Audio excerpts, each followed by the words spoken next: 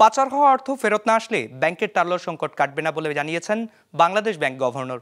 বুধবার রাজধানীতে বিআইবিএম আয়োজিত ব্যাংক খাত পুনরুদ্ধার শীর্ষক আলোচনায় তিনি এই কথা বলেন। জানান 24টি ব্যাংকের সম্পদ মূল্যায়নের জন্য ফার্ম নিয়োগ দেওয়া হয়েছে।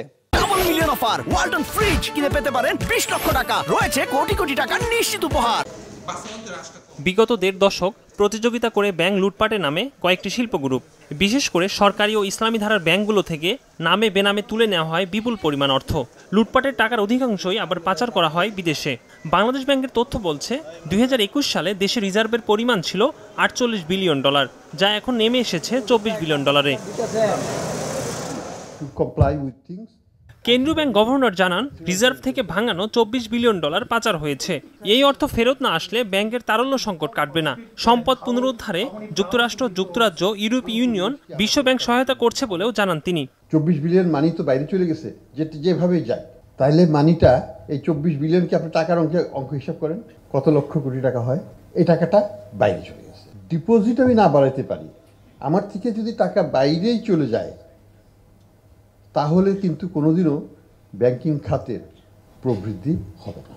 দেশের বন্ড মার্কেট গড়ে না ওঠার আক্ষেপ করেন গভর্নর। বলেন, পুঁজিবাজার, ইন্স্যুরেন্সের অবস্থাও করুন। দীর্ঘমেয়াদী অর্থায়নের জন্য ব্যবসায়ীরা ব্যাংক থেকে ঋণ নেয়, যা অর্থনীতিতে বিরূপ প্রভাব ফেলে। 4টা পিলার ফাইন্যান্সিয়াল সেক্টরের প্রত্যেক দেশেই থাকে।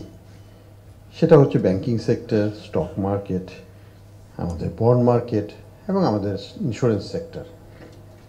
এগুলো কিন্তু কোনোটাই বাংলাদেশে সেইভাবে পারফর্ম করে নাই। এ সময় ব্যাংকিং খাতের সংকটের জন্য বাংলাদেশ ব্যাংক কর্মকর্তাদের বিরুদ্ধে অনিয়মের অভিযোগ তোলেন ব্যাংকাররা।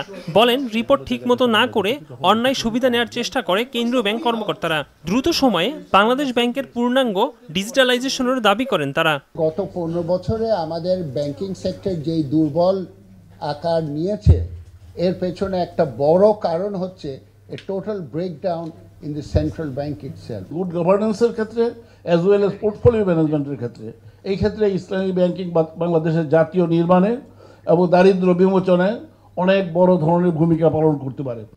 এসব সমস্যা সমাধানের আশ্বাস দেন বাংলাদেশ ব্যাংকের গভর্নর। বলেন, বিগত সরকারের সময়ে আইনের সঠিক প্রয়োগ ছিল না, তথ্যর হেরফের করা হতো। ব্যাংকিং খাতের সমস্যার স্থায়ী সমাধানে আগামী 10 নভেম্বর থেকে 6টি ব্যাংকের সম্পদ মূল্যায়ন করা হবে বলেও জানান তিনি।